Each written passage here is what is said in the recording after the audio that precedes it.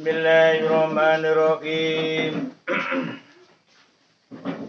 Masih melanjutkan, yaitu adabnya seorang murid atau thalabul ilmi. Itu ada 3. Adab terhadap dirinya sendiri, adab terhadap gurunya, dan adab terhadap teman-temannya. Nah, sekarang menginjak yang kedua, yaitu wa amma adabu, lan anapun utawi adabe murid utawa thalabul ilmi murid. Adabe murid ma'a ustadi ing dalem sartane gurune murid. Ini yang bagian yang kedua, adabnya seorang murid terhadap gurunya. Wa min halan iku setengah saking adabu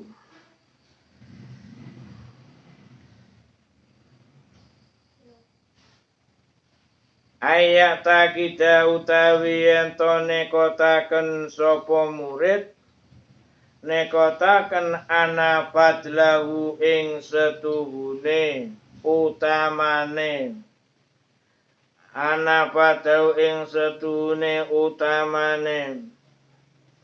Iki mau saya itu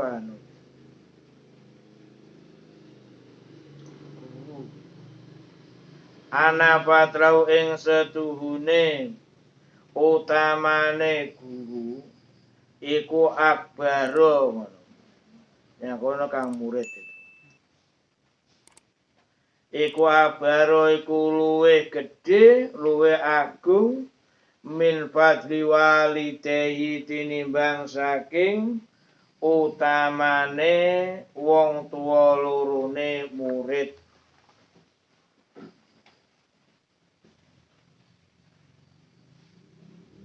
Oh, berarti bener namanya alaihi. Ulangin ya. Ayat kita utawi ento nekotaken sapa murid nekotaken ana fadlahu ing setuhune utamane murid iku abaru iku luwih gedhe min fadli walidehi tinimbang utamane wong tua lorone murid alaihi ing atase ustad. Alasane li ana ukrono setuhune ustad iku yurobi iku didik sapa ustad ruha ing ruhe.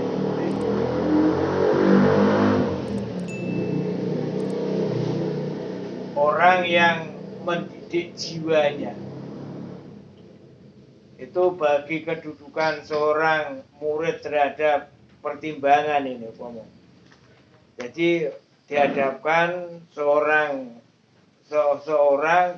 di antara keduanya, maksudnya kedua orang tuanya dan gurunya. Itu bagi seorang murid itu harus mengutamakan atau memuliakan terhadap gurunya, yaitu mengalahkan kita memuliakan kedua orang tua. Jadi maksudnya bagaimana? Maksudnya kita sama-sama memuliakan itu, kita itu memuliakan guru, baru memuliakan orang tua. Bukan berarti engko terus kalahane wong tua, enggak, tapi kita caranya itu memuliakan guru, terus memuliakan orang tua. Lah alasannya apa? Alasannya guru itu adalah yang memberikan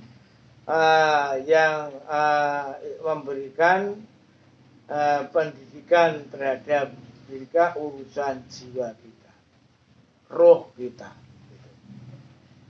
Jadi nah bahasanya tembunge kasar kuwi, nak wong tuwae urusan badan. Tapi nak urusan guru itu urusan roh. Ya, kita yang mengetahui halal haram, kita mengetahui yang kewajiban, terus kita yang mengetahui Allah, kita tahu adanya surga dan neraka itu.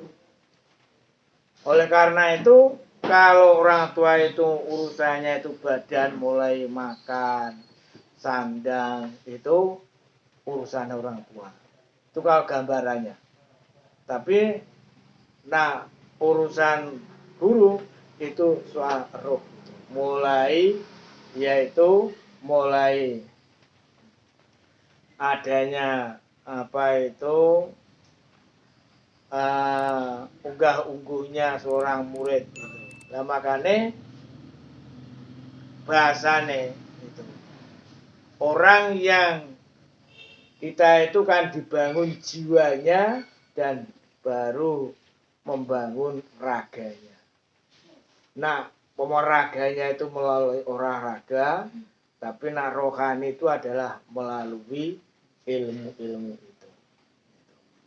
Makanya memuliakan seorang murid itu memuliakan gurunya, terus kemudian orang tua. Karena yang kini alasannya li'annahu yurabi ruhahu. Jadi urusan rohnya itu. Yang mendidik urusan rohnya. Karena itu yang bisa menyelamatkan baik di dunia atau di akhirat. Makanya urusan itu setengah kita harus sebagai murid itu harus meyakinkan, menekadkan bahwa keutamaannya itu adalah mengutamakan guru, terus kemudian mengutamakan orang tua. Karena apa? Itu guru itu adalah yang mendidik roh kita. Wa min halaniku setengah saking adabu al-kudu utawi andap asor. Al-kudu utawi andap asor amamahu ing ngersane utawa ngajenge utawa ngarepe ustad. Gurune amamahu ing dalem ngajenge utawa ngarepe ustad. Seorang murid itu adabnya terhadap gurunya itu dia harus andap asor kalau dia di depannya seorang guru. Itu harus itu. Karena apa? Itu nanti yang membuat itu nanti yang kita itu akan ilmu yang didapat itu akan manfaat itu ya bisa jadi lantaran kita itu selalu tawadhu terhadap gurunya itu bisa jadi. Karena apa? Akhirnya apa? Orang yang tawadhu di hadapan gurunya itu gurunya juga akan mendoakan kepada muridnya yang tawadhu. Walaupun toh yang gak tawadhu tetapi kedekatan dia terhadap gurunya itu mesti beda. Oleh karena itu kita nggak tahu manfaatnya ilmu itu juga bisa lantaran kita itu tawadhu atau andap asor dengan gurunya itu. Ya masya Allah itu jadi. Nah, awal ini kok belajar kitab taklim ngono, kita itu jauh sekali. Karena apa? Yang kita taklim itu kalau di hadapan guru itu jan wis ka oleh istilahnya. Pokoknya sam'an wa ta'atan. Jadi sendiri betul itu. Itu caranya itu harus timbul dari dirinya seorang murid itu. Wal julusulan lungguh fidarsi ing dalam pelajarane murid bil adabi kelawan tata krama wa husnil. Jadi dia juga duduknya dalam pelajaran itu juga pakai tata krama itu. Pakai tata krama. Makanya sudah sering saya katakan Kalau anak sekarang itu biasa itu duduk di bangku belajarnya. Duduk di bangku belajarnya itu menjadikan adabnya itu adalah berkurang. Kita tidak boleh. Kita itu tidak boleh sebetulnya dalam kitab ta'lim dan kitab-kitab seperti Tasrif Orang Akhlak itu, kita itu duduk itu ya supaya benar-benar memakai adab itu. Oh, ini meja belajar untuk apa? Untuk meletakkan kitab-kitab kita. Ojo malah dilunggui itu. Makanya itu sering sudah saya katakan, kena opo wong dhisik itu ilmunya sedikit tapi rasanya itu adalah benar-benar dipegang teguh, betul. Karena apa? Orang dulu itu kalau memegang ajaran itu ya betul-betul, nah dia itu dengan kita pelajarannya atau bukunya itu juga menghormati betul. Jadi ada tulisan sampai tulisan Arab aja, buka Al-Quran itu dia hormati, diambil, disempet. Dalam rangka apa? Menghormati. Dalam rangka apa? Adab dia terhadap tulisan itu tadi. Padahal kan tulisan alif bata sing ora sing saka maksudnya enggak berupa Al-Quran. Tapi tulisan piyambak itu. Enak tulisan Arab ono wis orang dulu itu benar-benar menjaga betul. Sehingga apa? Ilmunya itu dapat dirasakan betul. Maksudnya ilmunya gak ampang, tapi berat. Ilmunya kan itu ampang, sehingga ampang itu biasa-biasa nah, sekarang itu. Tapi kalau didik gak benar-benar dirasakan. Lantaran apa? Adabnya dia itu terhadap kitab itu betul-betul. Makanya kita juga belajar. Belajarnya kalau kita itu kitab ini dibawa ya yang betul, ojo ini ojo, tapi yang adabnya begini. Itu cara menghormati. Itu cara menghormati. Bahkan aku naik yang pondok biasanya saya mengerti ini. Digosok semua ya apa mikul ya, menghormati ya elangon. Itu karena dalam rangka yaitu pengen dia itu nggak ngerti kemanfaatan dia itu bisa jadi karena menghormati kitabnya, bisa jadi menghormati gurunya lantaran ilmunya manfaat. Dan sekarang kita gambarkan kenapa ilmu-ilmu yang didapat dari katakanlah pengetahuan umum itu rasanya ya barbar gitu. Karena apa? Cara mencarinya juga akan begitu-begitu aja. Nah, sehingga sudah nggak dirasakan, nggak dinikmati. Tapi ilmu seperti ini kita benar-benar ditata seperti akhlak ini kok dicakne, wah dia akan jempol. Tidak ada orang yang tidak senang. Kebanyakan senang. Karena apa? Tingkah lakunya yang bagus. Itu. Makanya itu. Wa husnil isgo ilan bagusnya nengklengaken. Isgo itu berarti memperhatikan. Itu. Jadi nak diajar itu memperhatikan. Orang istilah yang gojek dewe, orang ngobrol dewe, orang itu. Tapi wa husni isgo. Memperhatikan betul. Makanya sudah saya katakan, walaupun toh kita ini 40 kali kita sudah mendengar ilmu yang sama. Tapi kita harus tetap mendengarkan yang betul. Walaupun kita sudah mendengar ilmu itu sudah 40 kali lebih lah. Karena apa? Semakin kita telusuri, itu semakin kita akan dalami, semakin kita dalami. Makanya kita itu kalau diberikan ajaran, diberi pelajaran itu, yaitu didengarkan. Ojo sampai kita itu ngobrol sendiri, kita badannya di situ, tapi pikirannya yang pasar, pikirannya yang cahliyo lah itu, alias ngelamun. Lalu diajar berarti berarti ngelamun jahila itu ojo. Wa husnil isgo, harus napa niku baguse memperhatikan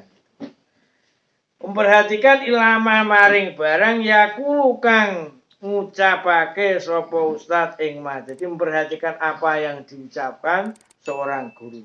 Wa min halan iku setengah saking adabu tarkul mijahi utawi tinggal guyonan. Nah, jadi kalau tadi itu harus bagusnya memperhatikan apa yang diucapkan seorang guru, sekarang itu jangan sampai kita diberi pelajaran itu, kita itu istilahnya tertawa, istilah gojekan sendiri, kita itu bergurau sendiri, itu jangan sampai, itu harus ditinggalkan. Kalau kamu menyadari, kamu itu belajar dengan di luar, maksudnya tanpa belajar, itu masih waktunya banyak yang nggak belajar. Maka perhatikan kalau kamu itu sedang belajar itu fokuskan betul-betul. Ojo nyang jowo ya guyonan, nyang jero dikek pelajaran ya guyonan. Sulit ilmu itu akan masuk. Kalau kamu begitu masuk dalam tatanan pelajaran, kamu ya harus siap memperhatikan betul. Insya Allah banyak masuknya ilmunya itu daripada tidaknya. Tapi orang kalau diberi pelajaran itu dia itu bergurau, dia ya sulit untuk masuk ilmunya. Padahal apa yang kau tanam hari ini, insya Allah akan kau petik besok. Kalau kita ini hari ini menanamnya biasa-biasa, kamu juga akan jadi orang biasa-biasa. Tapi kalau kamu bersungguh-sungguh, insya Allah yang akan datang kamu jadi orang yang benar-benar diperhatikan oleh orang lain juga. Alias berguna betul. Gitu. Karena apa? Menyerap ilmunya itu ya betul-betul. Gitu. Jadi, tinggal guyonan. Walayam dakalan yento orang ngalem sapa murid. Walayam dakalan yento orang ngalem sapa murid goerohu ing liyane ustad. Minal ulama isaking para ulama bihadrati ana sandinge guru. Makhofatan krana wedi ayab hama ing yento paham sapa ustadu gurune murid. Anak-anak ing sedune murid iku ya dumuhu iku maidu sapa murid ing guru. Jangan sampai kita itu istilah memuji selain gurunya itu. Jangan sampai itu. Walayam dakah ghairu minal ulama bihadratihi itu. Jadi kita omong istilahnya ngene, muji-muji wong liya, guru-guru liya. Lah tujuannya apa? Tujuannya itu adalah menyepelekan gurunya sendiri. Ini jangan sampai. Ini jangan sampai. Walaupun toh kita itu, maksudnya kalau kamu ilmunya itu lebih tinggi dari guru kamu, umpamanya itu, kita tetap tidak boleh meremehkan. Saya itu pernah itu dalam dulu itu dalam sekolah sanawiyah. Dalam sekolah sanawiyah itu ada yang namanya guru itu namanya Pak Buso. Orang Lojare itu orangnya itu sabarnya luar biasa. Bersabar luar biasa. Murid rame. Dia itu tidak marah, tapi nangis. Dan Masya Allah. Dan dia itu masih waktu saya sekolah itu dia itu enggak mempunyai sepeda motor enggak. Naik dari Lojeret sampai Sanawiyah itu pakai ontel. Lho ngono kuwi lho ya Allah, muridé iku ya enek sing megel. Bane nama jadi Gembosi. Ya, jadi arep mulai Pak Busro ngopo. Ya Allah. Itu. Ini jangan sampai terjadi. Ini jangan sampai terjadi. Walaupun kedudukan dia itu kan tapi Masya Allah sebetulnya orangnya itu ya selain sabar ya juga Masya Allah pinter ya semoga diamal beliau diterima oleh Allah Subhanahu wa taala. Betul-betul sabar. Ya itu murid-muridnya rame itu enggak marah enggak, tapi nangis. Dan wis ngene iki kan otomatis ya Allah aku namanya kanca-kanca nama guru tak ejen aku ya Allah jan kok gak welas karo Pak Busro. Justru aku terenyuh nak enak wong sing ngono. Makanya yaitu tadi jangan sampai kita tidak memuji orang lain itu, memuji orang lain gurunya dari tapi tujuannya meremehkan, awas, tujuannya meremehkan itu.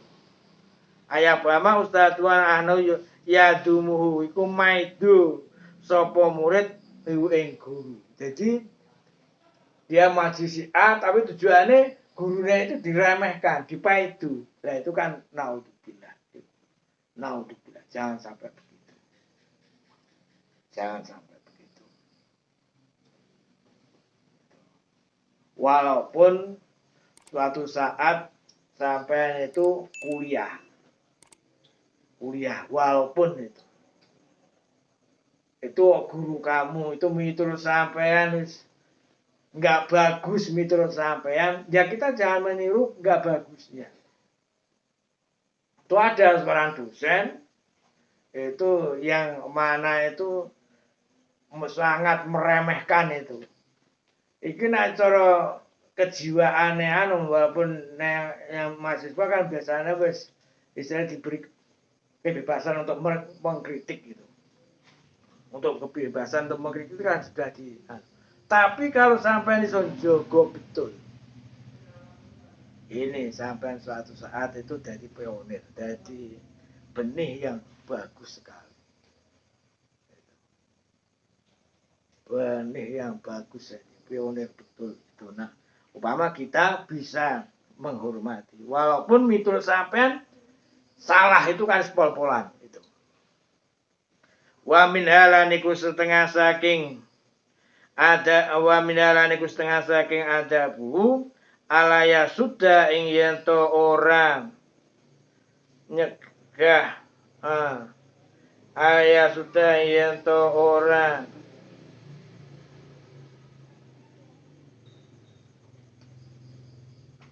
nyegah ing murid apa alkaya uwirang sin anisu ali saking pira-pira takon ama saking barang layak ribuhu kang ora ngerti sapa murid itu.